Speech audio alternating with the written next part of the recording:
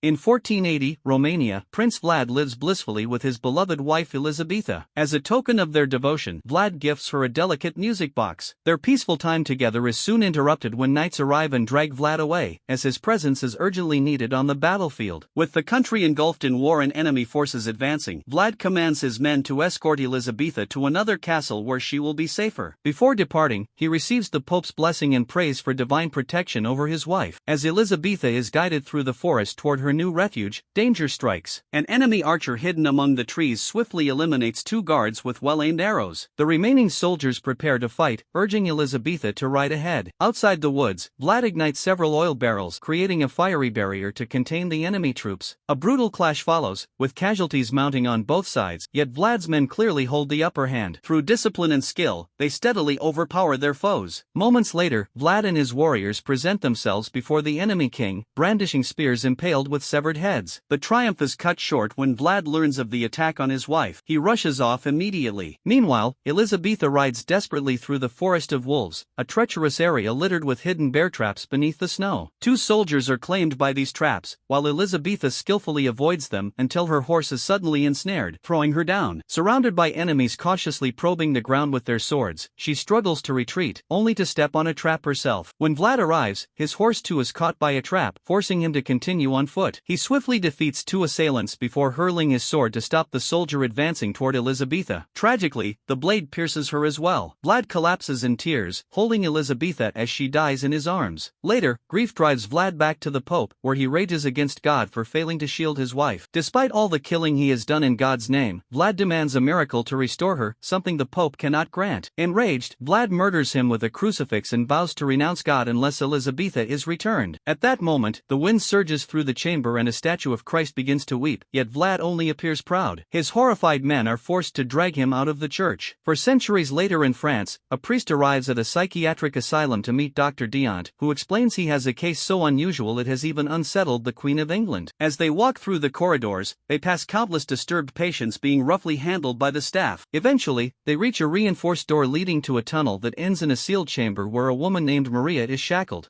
She is an Italian engaged to the Queen's great-nephew, and since she opposed a church ceremony, the wedding was moved to the family estate. Yet when a bishop arrived to bless the union, Maria erupted into hysteria. Her records claim she was born in 1759, which would make her 130 years old an impossibility. Coupled with her violent reaction to holy symbols, suspicions arise that she is touched by the devil. As the men debate, Maria suddenly awakens and snarls at them. The priest steps closer and spots her fangs, concluding she is a vampire. He notes she is the first ever captured alive, and clarifies that vampires can survive daylight, only direct rays are fatal. To demonstrate, he opens a window and sunlight instantly scorches her skin. When he holds a crucifix before her, it bursts into flames. To gain her cooperation, the priest cuts the finger of Dr. Diant's assistant Simon, letting drops of blood fall into Maria's mouth. Inspecting her neck, he finds bite marks, the mark of her transformation. The priest explains that for centuries the church has waged war against vampires, yet the one who began it all has never been found.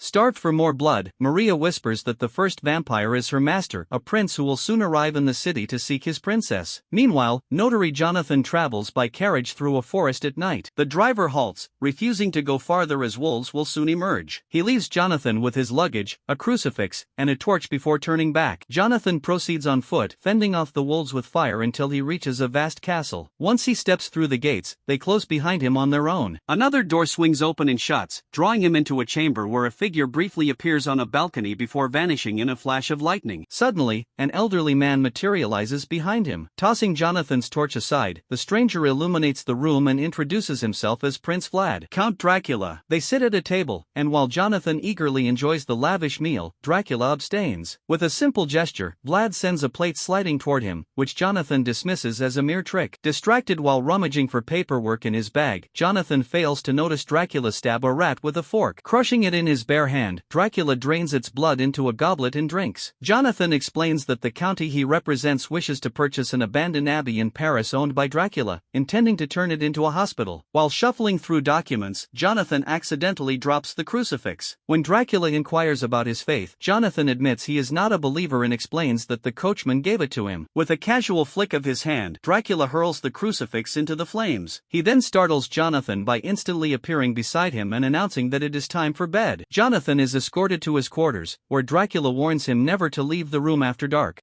Once alone again, Dracula returns to the dining hall, plays a haunting melody, and commands a gargoyle to keep watch over his guest. In his chamber, Jonathan discovers a book detailing the history of the castle. Among its illustrations is an image of young Vlad, though curiously, his portrait is missing. Meanwhile, the priest visits Maria's fiancé, Henry, and assures him that Maria is physically well, though they are still attempting to purge her of evil. While investigating Maria's belongings, the priest uncovers the missing book page, which depicts Elizabetha's portrait. Later that night, Jonathan defies Dracula's orders and leaves his room. He notices a faint light seeping through a doorway and follows it, descending a sinister staircase that leads into a lavish underground chamber. At its center rests a coffin. When Jonathan dares to open it, he finds Dracula lying within. The Count chastises him for disobedience, and before Jonathan can react, a gargoyle strikes him unconscious. When he awakens, Jonathan is suspended upside down in chains as the gargoyles restrain him. Dracula slashes his neck, letting his blood drip into a bowl. Trembling, Jonathan questions how God could allow such a monster to exist. Dracula only responds with chilling laughter, then offers Jonathan a final wish. Jonathan asks to hear Dracula's story, and the Count, amused, orders the gargoyles to set him down. Dracula recalls Elizabetha's funeral and begins to recount his centuries of suffering. He confesses that he has endured all this time because he believes pure souls are capable of reincarnation, and he is certain Elizabetha will one day return. Yet the search has been agonizing. During the Black Plague, countless women perished, while the survivors sought refuge in holy sanctuaries where he could not follow. His isolation grew so unbearable that he envied mortals for their ability to die. One night, overwhelmed by despair, Dracula fell asleep upon Elizabetha's grave. At dawn, he threw himself from a window in a desperate attempt to end his existence, but miraculously survived. Again and again he tried, and each time death refused to claim him. Realizing he could not scour the entire earth alone, Dracula devised a plan to draw Elizabetha to him. For more than a century, he perfected a fragrance crafted from the rarest and most enchanting flowers of renowned gardens. When he finally tested it in Italy, women instantly flocked to him. The perfume was so potent that entire parties would fall under his sway, dancing in perfect unison at his command. At Versailles, he became convinced he had at last found Elizabetha, but the woman was not her. Heartbroken, he realized he had spent years drifting from one decadent gathering to the next, drowning in drink and indulgence, yet never finding true love. Resigned, he decided others would continue the search in his place.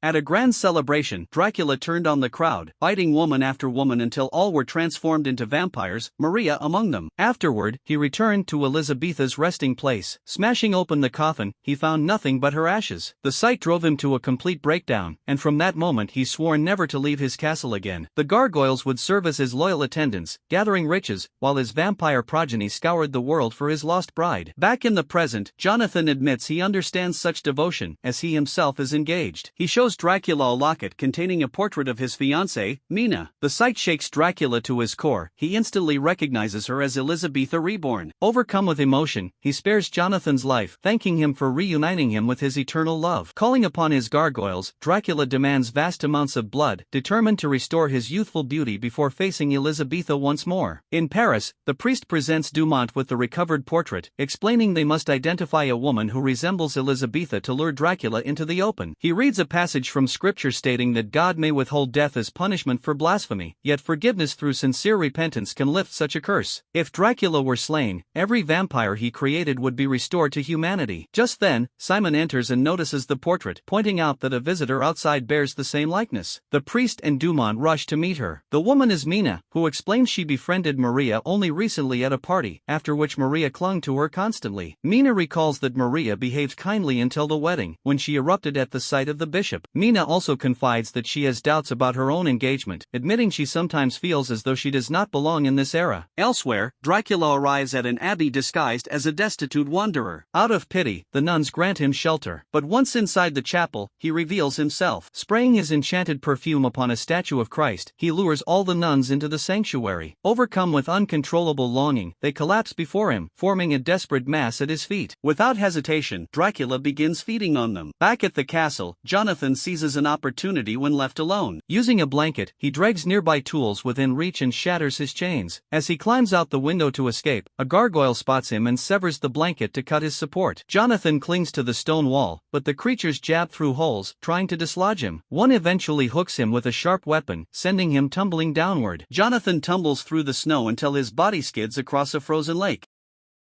When a gargoyle tries to pursue him, the ice shatters beneath its weight, dragging it into the water to drown. The others hesitate, unsure how to reach him, giving Jonathan a chance to stumble away in fear. Not long after, Dracula arrives at the psychiatric clinic, now rejuvenated and strikingly handsome. Using his enchanted perfume, he bends Simon's will and compels him to lead him straight to Maria's chamber. Maria eagerly tells Dracula that she has found Elizabetha, and as a reward, he allows her to feed on Simon. By morning, the priest discovers an old portrait of Vlad during his research.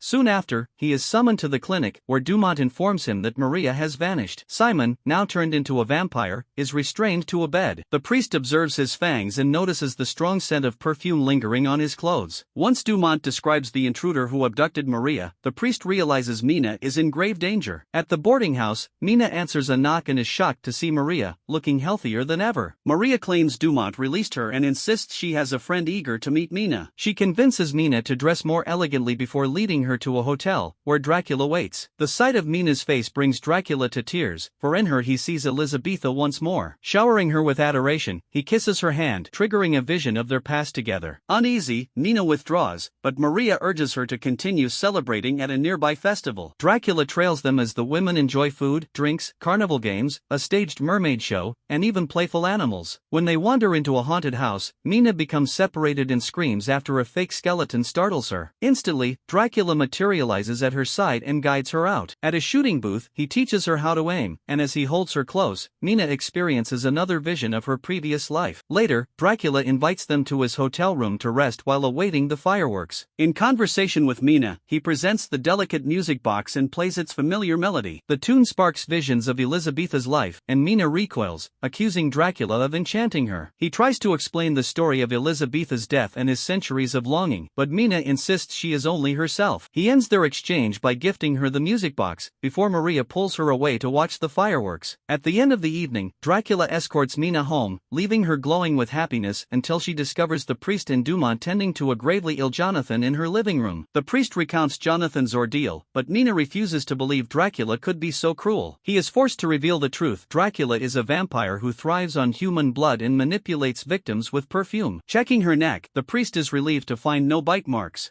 Devastated, Mina retreats to her room, where she opens the music box and is again overwhelmed by visions of Elizabetha, only to find Dracula suddenly standing beside her. She orders him to leave. When he climbs toward the window, she panics, mistaking it for an attempt at suicide, and makes him stop. Accusing him of trickery, she demands proof. Dracula swears he has never used the perfume on her and throws the bottle into the fire. When she mentions his feeding habits, he admits to drinking blood but vows she will never be harmed. Mina's nose begins to bleed. Dracula tenderly wipes it with his fingers and licks the blood before whispering words of love. As he repeats the same vows he once gave Elizabetha, Mina finally accepts the truth of her past and embraces him as her eternal love. They surrender to passion, and Mina begs for immortality. Dracula bites her, sealing her transformation. At that moment, the priest detects the same perfume lingering in the house and realizes Dracula is present. Armed with a gun, he rushes to Mina's room, but it is already empty. Believing Dracula has taken her back to his castle, the priest and Dumont prepare to follow, with Jonathan insisting on joining despite his weakened state. Meanwhile, Maria reunites with Henry, distracting him with affection before preparing to bite. The priest's group arrives just in time, but Maria lashes out, roaring with fury. The priest fires, knocking her down, but she quickly recovers, injures Henry, and seizes the priest. Jonathan grabs a sword from the wall and decapitates Maria in a single stroke. Her head flies across the room, striking Diant, while her body continues to strangle the priest before collapsing. To be sure, the priest drives a crucifix into her heart, finally destroying her. In Romania, servants deliver a coffin into Dracula's castle. From it, Dracula and Mina emerge together. He proudly shows her his domain, introducing her to the gargoyles. Mina plays the music box's melody and dons Elizabetha's dress. Outside, the priest, Jonathan, Dumont, and their soldiers approach. They wait until the servants leave, then storm the gates. Cannon fire tears through the castle walls as soldiers pour in. Dracula urges Mina to stay hidden, but she trembles in terror as cannonballs smash through her chamber. The gargoyles engage the invaders, cutting down several soldiers, but the army's overwhelming numbers gradually push forward. Jonathan leads his allies into the basement as more troops sweep the upper floors. Mina spies them and locks her door in fear. In the crypt below, soldiers fire upon a coffin, only for Dracula to appear behind Jonathan, striking him down and branding him ungrateful.